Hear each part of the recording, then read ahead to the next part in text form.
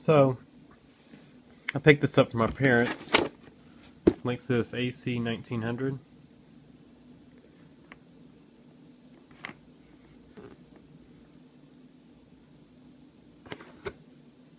See all the specs.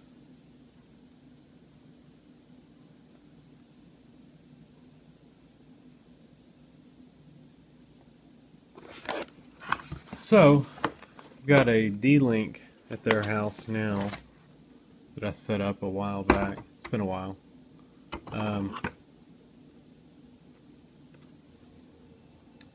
It comes set up, but we're going to change that.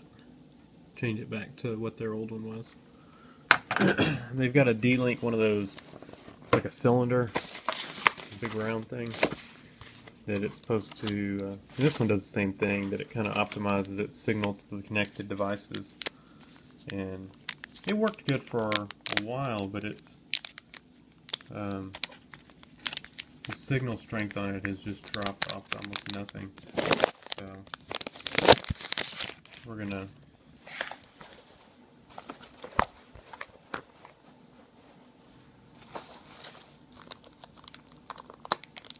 replace it,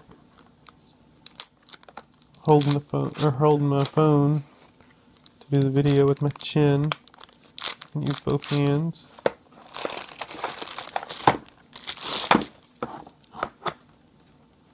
Don't know if you can see anything. You may be seeing my chin. Who knows? Okay. So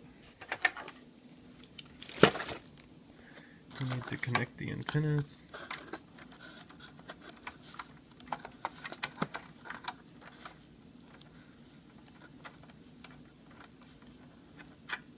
Oh, come on.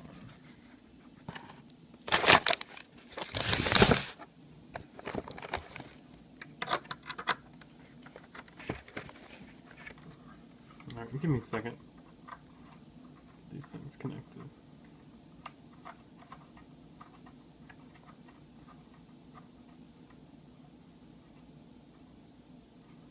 Okay, one antenna in. Okay, second antenna.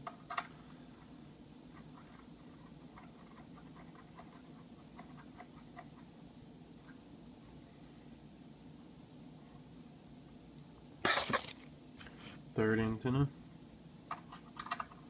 This thing has 4 gigabit ports. It's got a USB 2.0 and a USB 3.0, and that's for you can connect storage to it.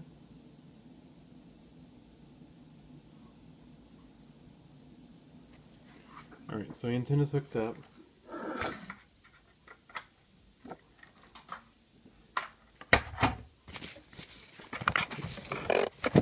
I'm kind of sorry. Let's see if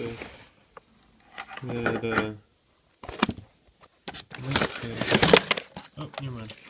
It's not a network cable, but they did.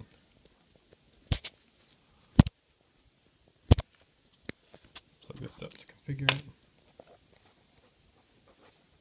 Alright, so let me get my laptop booted up and we'll look around on this thing. Look around in the firmware. Okay, so here we are.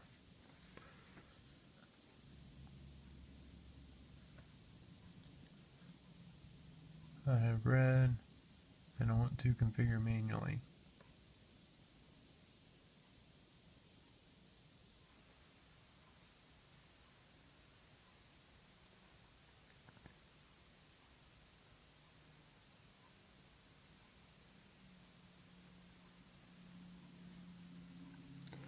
Internet connection's down. Don't care because it's not plugged up.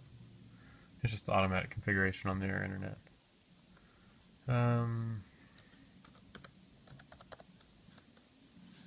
It's just admin for the default login. We'll have to change that. Okay, so here we go. Here's the interface on it. So let's go over to wireless, and we've got the 4 gigahertz, or the 2.4 gigahertz, and the 5 gigahertz. And they are named the same thing, Linksys 08213. Yeah. Okay. So I'm going to change this.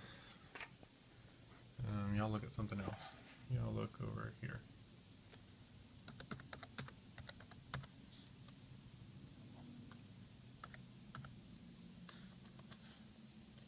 Well, I don't care if you know the network name. So for the network name, you put your password, and then you can say mix. This is going to be energy, WPA to personal, and then auto and auto. So we'll leave all those the same, just change the name and the password.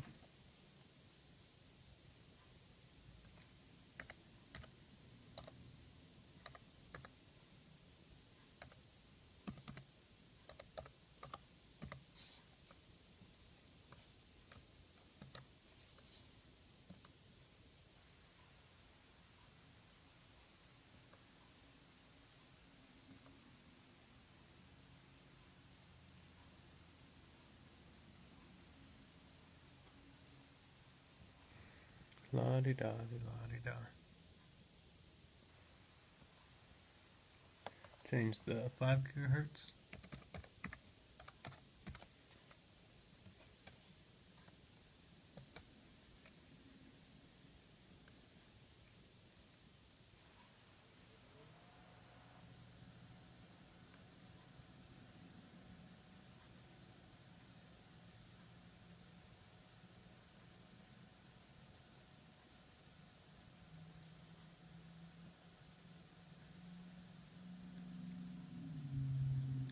Okay.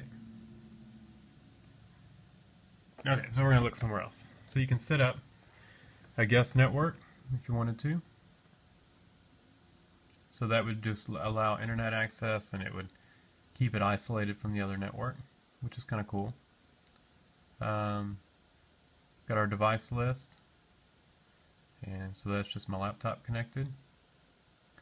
We've got parental controls, so you can block internet at certain times,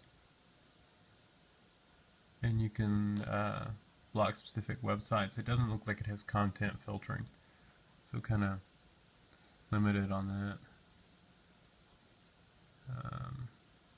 Media prioritization. You can run a speed test. Of course, the internet's not out. USB storage. So you could add USB storage, and you can set up folder access, I guess username and passwords. You can set up FTP, media server. Kind of cool. And I think this one had pretty good reviews on speed, as far as I don't think any of them are going to be faster than or as fast as a NAS, but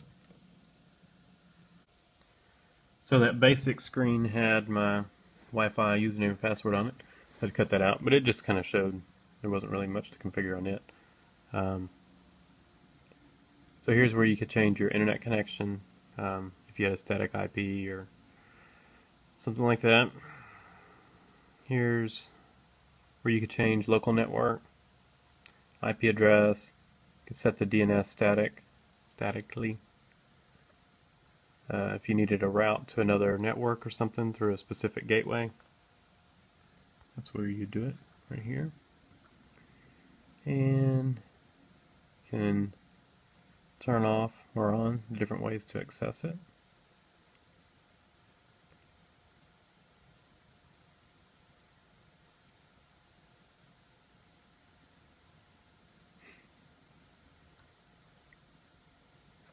Voice over IP.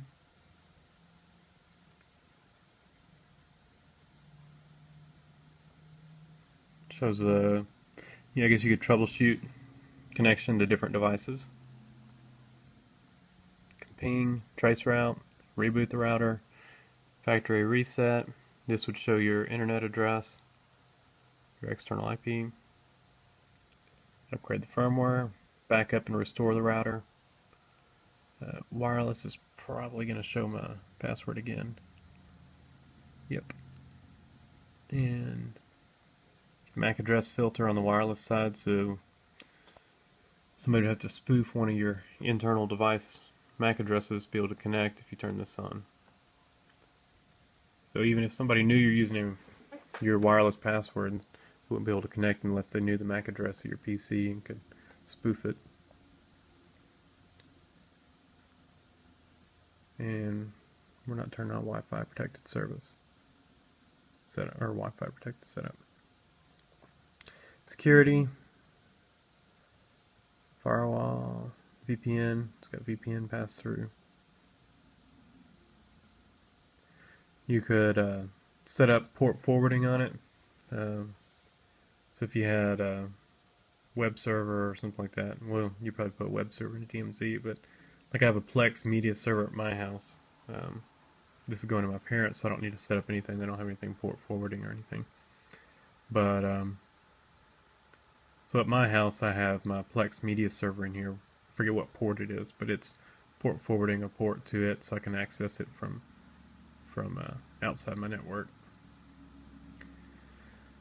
So DMZ, you could set aside a certain PC in a DMZ environment so that it can get out to the internet and you can route traffic to it from the internet, but it can't get to your local internal network.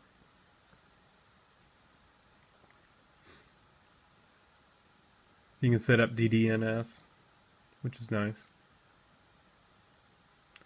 If you're IP, you could set up what you'll get is a like a domain name, and then you can the router will check in with with like dynamic DNS or whoever, and it will update your IP address if it changes.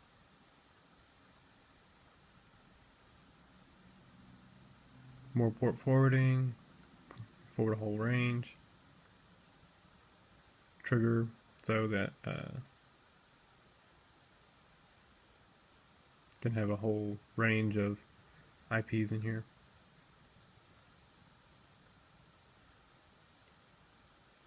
So you put your device, range of ports, and then a forwarded range of ports.